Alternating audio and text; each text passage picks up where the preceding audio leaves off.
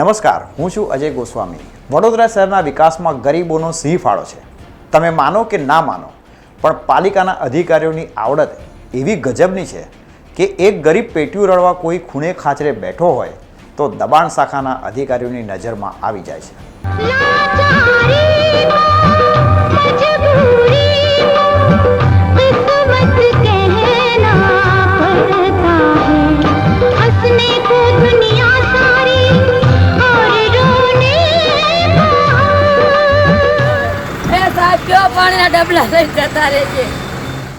જી હા દર્શક મિત્રો, આજે અમે તમને પાલિકાની દબાણ શાખાની ઉત્કૃષ્ટ કામગીરી બતાવીશું.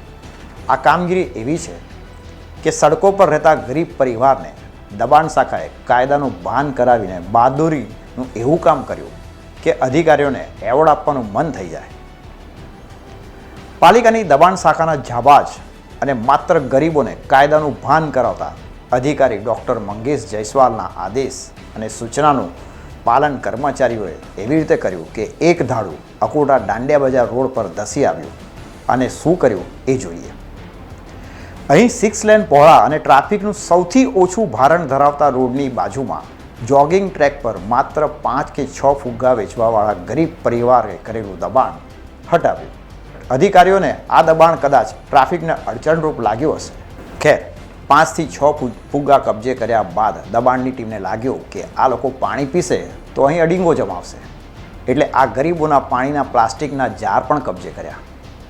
બોલો, ના રહે પાણીના જાર અને ના રહે ગરીબો. પાણીના કેરબારિયા દઈ દો, ખાલી જતા રહી છે. પાણીના કારબા લીધા છે. કેટલા છે કારબા? પીવાના બે છે અંદર છે. હા એ સાહેબ કયો પાણીના ડબલા લઈ જતા રહે છે. અલા, આના પાણીના ડબલા છે. પાણીના ડબલા દે દેતા જાઓ, મારા છોકરા તરસ્યા. અલા, એને પાણીના ડબલા તો આપી દો. ડબલા દે દેતા જાઓ પાણીના. એનું પાણીના ડબલા તો આપી દો. પાણી નહીં પીવાનું. હા,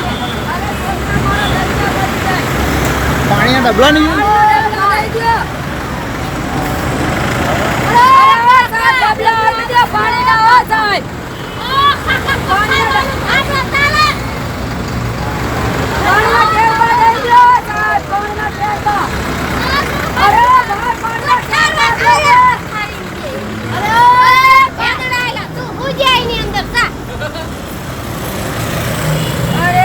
દબાણની ટીમ માટે ગરીબ પરિવારના ચૂલા અને કપડાં પણ દબાણની શ્રેણીમાં આવે છે.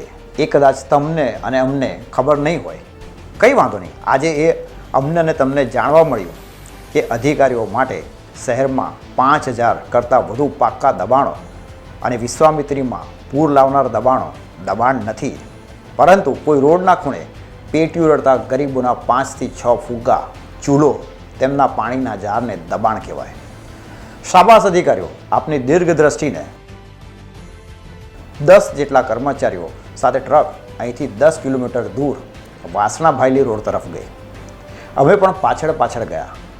કારણ એ હતું કે વડોદરા શહેરમાં દબાણની વ્યાખ્યાનો નવો આવિષ્કાર થઈ રહ્યો હતો, એટલે દબાણની નવી વ્યાખ્યા સમજવી જરૂરી હતી. 10 કિલોમીટર સુધીના રસ્તા પર અમે અકોટા વિસ્તારમાં આખો પથારાથી ભરેલો ફૂટપાથ જોયો, પરંતુ દબાણ શાખાની ટીમને આ દબાણ કેમ ના દેખાયું એ અમારા માટે રહસ્ય હતું. ખેર, હવે ટ્રક ત્યાં પહોંચી જ્યાં રોડ પર ટ્રાફિકનું ભારણ નથી. રોડથી દૂર ખુલ્લામાં મરઘી વેચતા એવા લોકો પર દબાણની ટીમ ત્રાટકી. આખા શહેરમાં ભરચક રોડ પર અડચણરૂપ દબાણો છોડી દબાણ શાખા શહેરના સીમાડે આવેલા વિસ્તારોમાં દબાણ ન થાય એની કેટલી કાળજી રાખે છે એ આજે ખબર પડી. દબાણ શાખાએ અહીં સડક પર ઈંટો અને રેતી વેચતા આ વેપારીનું દબાણ એમને દબાણ ના લાગ્યું. હવે પ્રિયા ટોકીજ પાસે એક બંગલા આગળ અને ડિવાઈડર પર શાકભાજીનો પથારો દૂર કર્યો. આ દરમિયાન દબાણ દૂર કરાવવા આવેલા પાલિકાના વોર્ડના ભાડા ક્લાર્કને અમે જ્યારે પૂછ્યું કે દબાણની વહાલા દવલાની નીતિ ક્યારથી અમલમાં આવી છે, બંગલા બહાર સડક પર ઈંટો અને રેતીનું દબાણ ના કહેવાય, તો મહાશય અમને પડકારવા લાગ્યા. એમને કદાચ એ નહીં ખબર હોય કે અમે લોકશાહી દેશના નાગરિક છે. આ મહાશય અમને એમની એક તરફી કરતૂત જાહેર ન થાય એ માટે કેમેરો બંધ કરવાનું કહી રહ્યા છે. તમારો હોદ્દો શું છે? વોર્ડ ઓફિસર નથી ભાઈ, વોર્ડમાંથી આવ્યો છું. અમને જે માહિતી મળી છે અચ્છા. મુજબ અહીંયા દબાણ શું માહિતી મળી તમને? કામગીરી માટે આવ્યા છે. અચ્છા અચ્છા, તો આ ઈંટો અને રેતી પડી છે એ દબાણ નથી?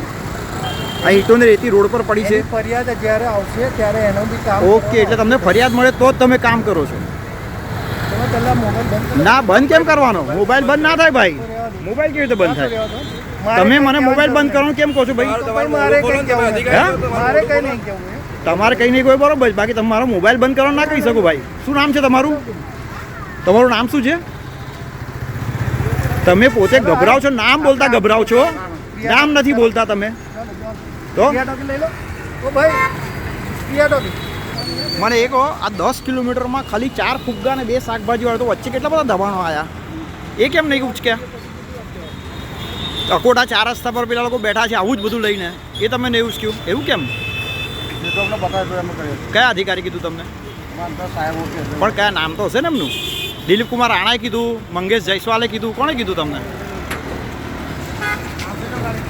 દબાણ શાખાના અધિકારી ડૉક્ટર મંગેશ જયસ્વાલની સૂચનાનું પાલન કરી માત્ર 2 થી 3 સ્થળે દબાણ દૂર કરી ટીમ પરત ફરી. અમે મંગેશ જયસ્વાલને પૂછ્યું કે પથારાના દબાણો સામાન જપ્ત કરવાનું ક્યારથી નક્કી થયું, તો એમણે કેમેરા સામે આવ્યા વગર ગોળ ગોળ જવાબ આપ્યા.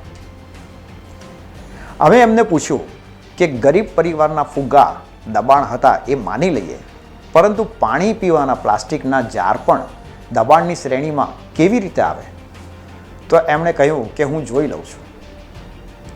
હવે ખંડેરાવ માર્કેટની વડી કચેરી, જ્યાં રોજ મ્યુનિસિપલ કમિશનર દિલીપ રાણા, દબાણ વિભાગના અધિકારી ડૉક્ટર મંગેશ જયસ્વાલ, મેયર પિંકી સોની, ડેપ્યુટી મેયર ચિરાગ બારોટ, સ્થાયી સમિતિના અધ્યક્ષ ડૉક્ટર શીતલ મિસ્ત્રી અને અન્ય હોદ્દેદાર મનોજ પટેલ અને શૈલેષ પાટીલ સહિત 76 કાઉન્સિલરો શહેરના વિકાસની ચિંતા કરવા આવે છે. આ કચેરીની બહાર લારી અને પથારાના દબાણો શાસકોની આવડત અને દૂરંદેશીની ચાડી ખાય છે. શું તમને એવું નથી લાગતું કે જેમને તમે ચૂંટીને મોકલ્યા છે એવા કાઉન્સિલરો અને અધિકારીઓને તેમની અદ્વિતીય સફળતા માટે એવોર્ડ આપવો જોઈએ? કેમેરામેન પ્રફુલ્લ આયરે અને ઉમેશ ચાલકે સાથે અજય ગોસ્વામી, TNN ન્યૂઝ, વડોદરા.